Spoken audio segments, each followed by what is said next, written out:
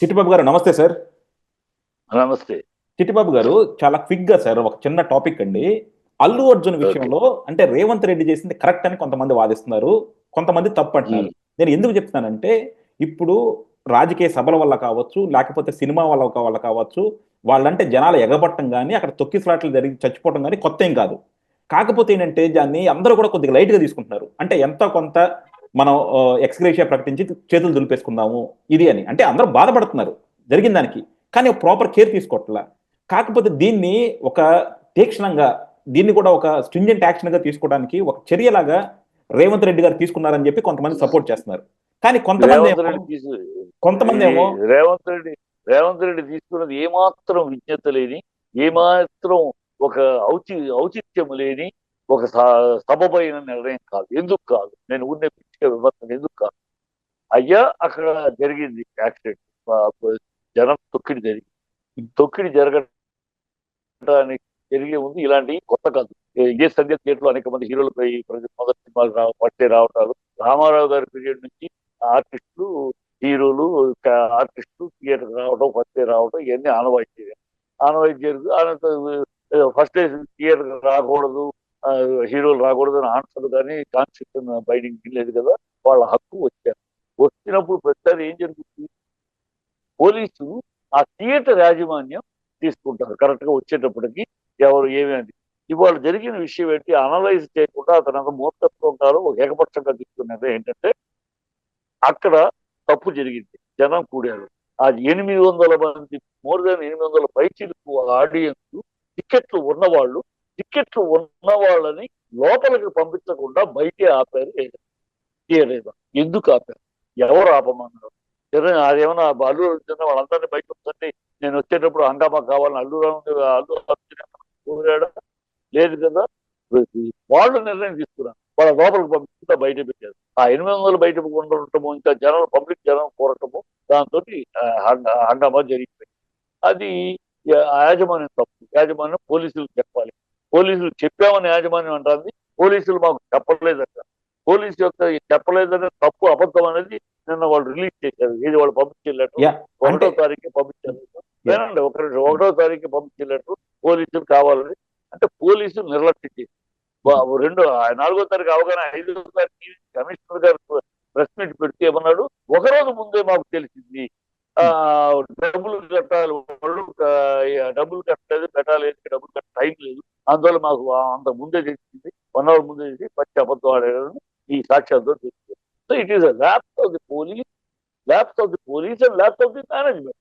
How నేను artist is responsible. నేను చెప్పి మీ ఇంటికి ఒక విఐపి, ఒక ఫంక్షన్ మీ ఇంట్లో, మీ ఇంట్లో 10 మంది పిలుస్తారు అందరినీ, కొంతమంది విఐపీలు వస్తారు. ఆ విఐపీలు వస్తున్నారంటే వాళ్ళకి కావాల్సిన సదుపాయాలు, ఏర్పాట్లు ఏంటి అనేది, జనాలు వస్తారేమో ఏంటి అనేది నువ్వు చేస్తావా?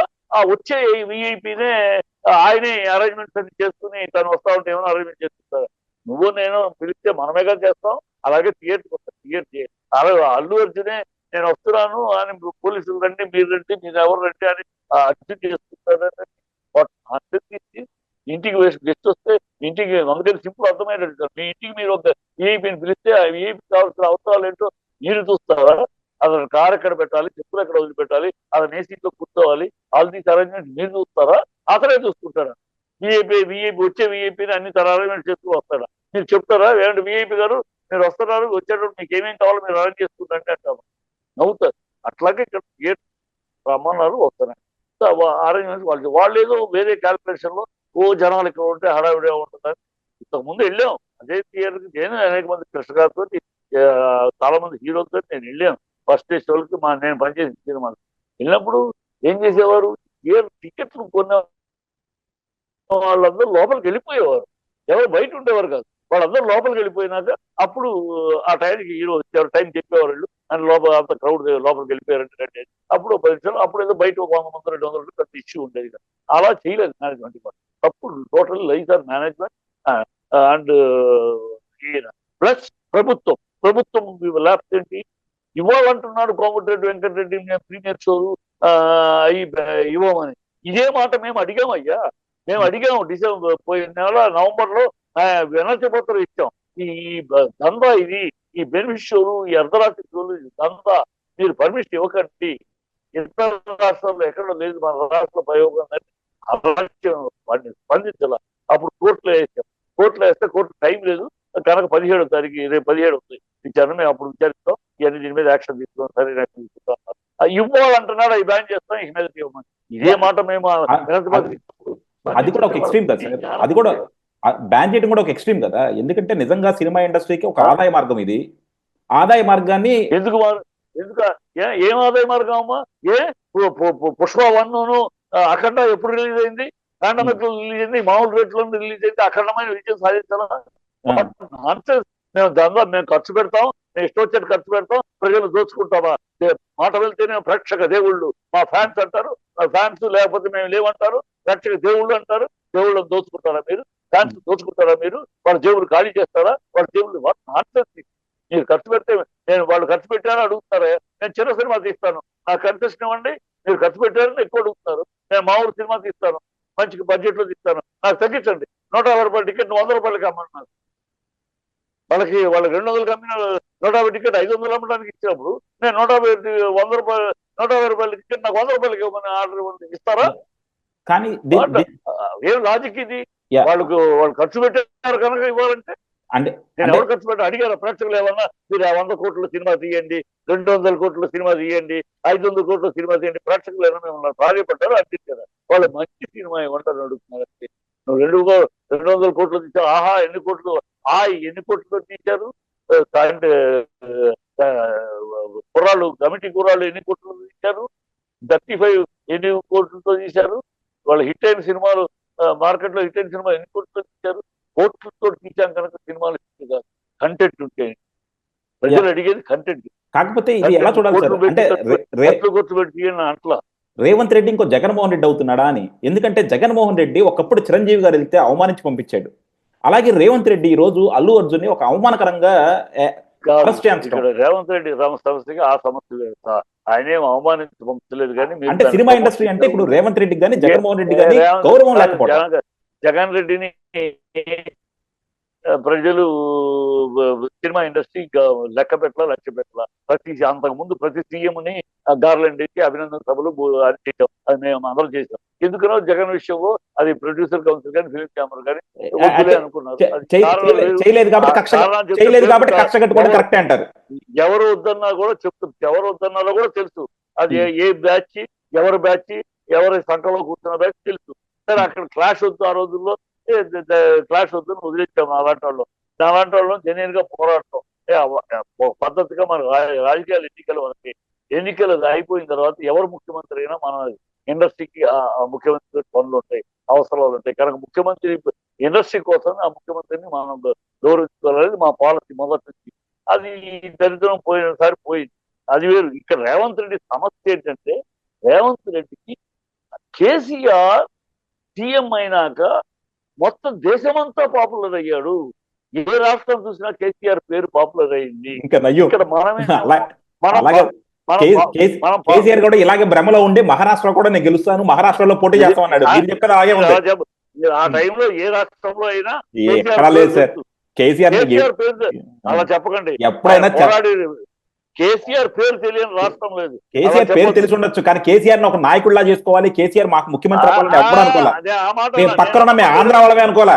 నేను అన్నమాట మీద ఒక్కరికి నేను అన్నది పాపులారిటీ. ఏముంది అదే కేసీఆర్ కి వచ్చిన పాపులారిటీ రాష్ట్రం మొత్తం మీద, దేశం మీద అందరికీ కేసీఆర్ పాపులరు. ఆ పాపులారిటీ ఈయనకి లేదు. ఈయన ఎందుకంటే కాళ్ళు పట్టుకుని సోనియా గాంధీ కాళ్ళు పట్టుకుని సీఎం అయినాడు రేవంత్ రెడ్డి కాదు. కాళ్ళు పట్టుకుని సీఎం అయినాడు రేవంత్ రెడ్డి కాదు. కేసీఆర్ తల్లి సీఎం అయినాడు రేవంత్ రెడ్డి. 100% రేవంత్ రెడ్డి పేరు మీద ఎలక్షన్ జరిగి రేవంత్ రెడ్డి స్వయంగా సీట్ అది. రేవంత్ రెడ్డి అనే కన్నా సీనియర్ చాలా మంది ఉన్నా కాళ్ళు పిసికి రేవంత్ రెడ్డిని చూసి కాంగ్రెస్ కోటేశారు తప్ప సీనియర్స్ ఎవరిని చూసి ఏమి లేదు. రేవంత్ రెడ్డి గారు అదే సరే రియాలిటీని అర్థం చేసుకోలేకపోవడం సార్. వాళ్ళ కాళ్ళ దగ్గర పడున్నాడు కనుక ఈయన ముఖ్యమంత్రి చేశారు. ఆయన కోమటి వెంకటరెడ్డి చాలా సీనియర్స్ వాళ్ళందరూ ఇవాళ రేవంత్ రెడ్డి లేకపోయినా 10 ఏళ్ళు పార్టీని కాపాడుకుంటూ వచ్చారు. వాళ్ళు అధికారంలో తీసుకురాలేకపోయారు కదా. ఆ వంకాయ సార్ అన్ని వండినాక రేవంత్ రేవంత్ రెడ్డి కాదు రేవంత్ రెడ్డి రేవంత్ రెడ్డిని అర్హతను కానీ రేవంత్ రెడ్డి స్థాయిని కానీ మనం తగ్గించక్కర్లా. అన్ని వాళ్ళు సీనియర్స్ పాపం కష్టపడి అన్ని వండిన తర్వాత ఈ తాలింపేసి నేనే వండే మసాలా అన్నట్టు ఉంది. అన్ని వాళ్ళు తయారు చేశారు, ఆఖరిలో వచ్చి మా తాలింపు వేశారు, ఈయన పెద్ద పిడికిలాగా మాట్లాడతారు. వాళ్ళు ఉత్తమ్ కుమార్ పార్టీ అధికారం లేకపోయినా 10 ఏళ్లు కాపాడుకున్నారండి. పార్టీ కార్యకర్తలు కాపాడుకున్నారు, కార్యకర్తలని పార్టీ నిలుపుకున్నారు. ఈయన సడన్ గా వచ్చాడు, చంద్రబాబు రెడ్డి దగ్గర సామంత్ రెడ్డి దగ్గర పనిచేశాడు, చంద్రబాబు దగ్గర. ఆ తర్వాత ఓటుకు నడి కేసులో రవంత్ రెడ్డి అయ్యాడు. ఇప్పుడు ముఖ్యమంత్రి రేవంత్ రెడ్డి అయ్యాడు. అయినా ఆయన భాష పోలా, ఆయన రోడ్డు భాష, కేసీఆర్ భాష ఏమంత గొప్పకుంది సార్? కేసీఆర్ భాష ఏమంత గొప్పకుంది? కేసీఆర్ చిల్లర భాష కదా వాడింది. కేసీఆర్ చిల్లర భాష కదా వాడింది. కేసీఆర్ భాష ఎందుకంటారు? కేసీఆర్ అయిపోయారు, కూర్చున్నాడు. బిర్యానీని ప్యాడ్ అన్నాడు, ఆంధ్ర వాళ్ళది ప్యాడ్ అన్నాడు, ఆంధ్ర వాళ్ళ కుక్కలు అన్నాడు. ఇంకా కేసీఆర్ సంక్రాంతారు జనాలంతా కూడా. ఇంకా కేసీఆర్ ఈయన కేసీఆర్ రేవంత్ రెడ్డిని కేసీఆర్ కంపేర్ చేస్తామా సార్? అంటే రేవంత్ రెడ్డి స్థాయి ఎక్కడ, కేసీఆర్ స్థాయి ఎక్కడ సార్? మీరు అధికారంలో అసలు రేవంత్ రెడ్డి చరిత్ర కథ దిక్కు తెరలేని మాటలు మాట్లాడతారు. రేవంత్ రెడ్డికి ఒక చరిత్ర అంటే చంద్రబాబు కాళ్ళు పిసికిని బతికినాడు. చంద్రబాబు కేసీఆర్ ఎక్కడి నుంచి వచ్చాడు? కేసీఆర్ అదే కాలు పట్టుకొని వచ్చాడు. తెలంగాణ నుంచి మాట్లాడారు. రెండు కళ సిద్ధాంతం చంద్రబాబు. కేసీఆర్ ఎక్కడి నుంచి వచ్చాడు సార్? కేసీఆర్ అదే తెలుగుదేశం నుంచి వచ్చాడు. రేవంత్ రెడ్డి ఒక నాయకుడు. కేసీఆర్ అదే మాట్లాడేవాడు. కేసీఆర్ తో మీరు అధికారంలో ఉన్నారు కదా, కేసీఆర్ వీధి రౌడీ, మీరు అదే కాదు. రేవంత్ రెడ్డి వీధి రౌడీ, కేసీఆర్ ఆకు రౌడీ, అంతే తేడా. అంటే మీరు కేసీఆర్ మాట్లాడితే తప్పు పట్టిన వాళ్ళు మీరు ఆ భాష ఎందుకు మాట్లాడారు లేదా? ఆ భాష ఎందుకు ఇద్దరినే అన్నాను. తప్పైతే ఇద్దరిది తప్పే కదా, మీరు ఇద్దరిది తప్పటట్లా. రేవంత్ రెడ్డి తప్పు, కేసీఆర్ కాదంటారు. అదే భాష, అదే లాంగ్వేజ్ ఇప్పటికీ సీఎం అయినా కంటిన్యూ చేస్తున్నాడు. అది ఉంటుంది. సీఎం అయినాక కొంచెం కల్చర్ కావాలి, కొంచెం తెలంగాణ తల్లిని ఎంత దారుణంగా ఉన్న అన్ని తెలంగాణ హిస్టరీ ఉండేది గతంలో. తెలంగాణ హిస్టరీ కాకతీయ ఇది అసలు తెలంగాణ సంస్కృతి ఏమీ లేదు అని సింపుల్ గా. అంటే వీళ్ళకి అమ్మ అమ్మ అమ్మ అమ్మ అనే మాట తప్పితే దేవత అనే మాట వీళ్ళకి తెలియదు. అమ్మ అమ్మ ఎందుకంటే ఇందిరమ్మ సూర్యమ్మ, ఇందిరమ్మ సూర్యమ్మ, ఇందిరమ్మ సూర్యమ్మ ఈ భజన చేసి అమ్మ అనే పదమే వాళ్ళకి తెలుసు, ఇంకోటి తెలియదు వాళ్ళకి. దేవత అంటే దేవత ఏంటి? తెలంగాణ తల్లి అంటే తెలంగాణ తల్లి ఆస్తంతో ఉండి ఆశీర్వాదం ఇలా ఉంటుంది, చెయ్యి ఎలా ఉంటుందో జరాగు బిడ్డ అన్నట్టు ఉందా చెయ్యి. ఆ హస్తం వాళ్ళ సింపల్ లాగా ఉంటుంది. ఇలాగ అంటే వాళ్ళు చేసే అరచేయి తీసి పొరచేయి అన్నట్టు, నాకు గుర్తు ఎరచేయి తీసి పొరచేయి అన్నట్టు వాళ్ళు చేసింది నేను మార్చాలి. టీఎస్ టీజీ మార్చాలి. ఏమి రాష్ట్రానికి ప్రయోజనం? టీఎస్ టీజీ మార్చడం వల్ల ఏం ప్రయోజనం వచ్చింది? గీతం, జాతీయ తెలంగాణ గీతం 12 చరణాలు ఉంటే ఎవరు పాడుకోలేదు కనుక 4 చరణాలు పరిమితం చేసి కరెక్ట్ గా సెలెక్ట్ చేసి 4 చరణాలు లేదు. వాళ్ళు 4 చరణాల కంటే 12 చరణాలు ఎవడన్నా పాడుతున్నారంటే 12 చరణాలు. జనగణమన ఎందుకు షార్ట్ గా ఉంటుంది? వందే మాత్రం ఎందుకు షార్ట్ గా ఉంటుంది? అందరికీ నోట్లోకి మెమరీకి ఉండడానికి అందరూ పాడుకుంటారు. ఇది నువ్వు 12 చాటభారతం పెడితే ఎవడు గుర్తుంటుంది? చదువుకున్నాడికే గుర్తుంటుంది. ఈ కామన్ సెన్స్ లేకుండా వాళ్ళు చేశారు కనుక మనం మార్చాలి. వాళ్ళు చేశారు కనుక ఈ చిన్న పిల్ల చేస్తూ, పిల్లాడి చేస్తూ, ఈ పోకిరితనపు చేస్తూ, ఈ వీధి రౌడీ చేస్తూ, ఈ రియల్ ఎస్టేట్ చేస్తూ తప్పితే లేదు. సూట్ కేసులు రెడీ చేయటం, శక్తి అంతా సూట్ కేసులు రెడీ చేయటం, అది దానికి పంపిస్తారు. సూట్ కేసులు రెడీ చేసి ఎవరు ఎక్కువ రెడీ చేస్తారు? రెండో కృష్ణుడు రెడీగా ఉన్నాడు, కోమటిరెడ్డి వెంకటరెడ్డి. నాకు ఆవిడ చెప్పింది, ఆల్రెడీ ప్రామిస్ చెప్పింది, నువ్వే ముఖ్యమంత్రి అనుకోని పరిస్థితుల్లో రేవంత్ రెడ్డి చేసావు, నీ ఛాన్స్ నీకు వస్తుందని చెప్పింది. సో నా తరుణం కోసం నేను వెయిట్ చేస్తున్నాను అని అతను సూట్ కేసులు రెడీ చేస్తున్నాడు బ్రహ్మ. సో అతను ఆల్రెడీ ముఖ్యమంత్రి, ఆల్రెడీ మంత్రి పదవి చేసిన వాడు, ఇండస్ట్రియలిస్ట్. సో అతనికి సర్కిల్ ఎక్కువ. ఈయనకి మంత్రి కూడా చేయలేదు కదా, సడన్ గా ముఖ్యమంత్రి అయ్యాడు కదా, సత్యకారులు కూడా ఈయన సర్కిల్ లేదు, డబ్బులు సంపాదించాలి. అందుకని ఒక దెబ్బ హైడ్రాని మొదలెట్టాడు. ఫోన్ వస్తే ఇదివరకు కట్టేది కదా, ఏంటి చూడాలి అది. సో సూట్ కేసులు రెడీ చేయడంలో ఉన్నారు. అతను ఆల్రెడీ ఎక్స్పీరియన్స్ ఉన్నాడు, ఇతనికి ఎక్స్పీరియన్స్. అందుకని దాంట్లో ఒకటి మూసి 6500 కిలోమీటర్లో డిజైన్ ఈయన బ్రెయిన్ చైల్డ్ కాదు, చంద్రబాబు పీరియడ్ లో మొదలెట్టారు. తర్వాత రాజశేఖర రెడ్డి గారు దాన్ని కొంచెం ముందుకు తీసుకెళ్లారు. తర్వాత బీఆర్ఎస్ విషయంలో దానికి బ్రిడ్జిలు ఎక్కడ కట్టాలి, ఏ కట్టాలి మొత్తం దారితో క్లీన్ గా రెడీ చేసేసారు. 6500 కిలోమీటర్లు తీసుకుంటే వాటర్ ఎక్కడ వచ్చారు. దాన్ని ఇప్పుడు 12500 కిలోమీటర్లు ముఖ్య అంటే ముఖ్య ఇట్లా చూపుతారని 5 జిల్లాలు 5 కాంట్రాక్టులని దాని కాస్ట్ 1,00,000 కోట్లకు పెంచేసేసి కమిషన్. ఇదే పని ఎక్కడ కమిషన్లు వస్తాయి, ఎక్కడ బుక్ కేసులు వస్తాయి? ఈ సూట్ కేసులను రాజస్థానికి పంపుతారు, మనం సీట్ కాపాడుకోవాలి. ఈ దౌర్భాగ్య పాలన తప్పితే అసలు వాళ్ళకి పాలన అనేది కాంగ్రెస్ అంతే. అందుకని చెప్పిన వీళ్ళు నాటికి అస్థినాపురికి తాకట్టు పెట్టు ఈ భ్రష్టజాతి కాంగ్రెస్ జాతి. వాళ్ళ నీతి చేస్తాం రసికభామల రాష్ట్రం, చేస్తాం దళిత భామల రాష్ట్రం తప్పితే వాళ్ళకి మరో నీతి లేదు. వాళ్ళు డబ్బులు 5 ఏళ్లలో దోచుకుంటారు, మళ్ళీ మరో 5 ఏళ్లు ఆగుతారు, 5 ఏళ్లు గోతిగా నక్కలాగా ఉంటారు, ఎక్కడ అవకాశం దొరుకుతుందని చూస్తారు. మళ్ళీ ఒక అబద్ధాల చిట్టా తయారు చేసి మొన్న చేశారు అబద్ధాలు అది ఇస్తున్నాం 47 లక్షల రుణం చేయాల్సి వస్తే 21 కోట్లు చేసేసామని చెప్పుకున్నామంటారు. అన్ని పచ్చి అబద్ధాలు, డ్రామాలు, బిల్డప్లు. ఈ రాజకీయం ఇప్పుడు లేదు. ఓకే సార్, థ్యాంక్ యూ అండి, thank you very much sir.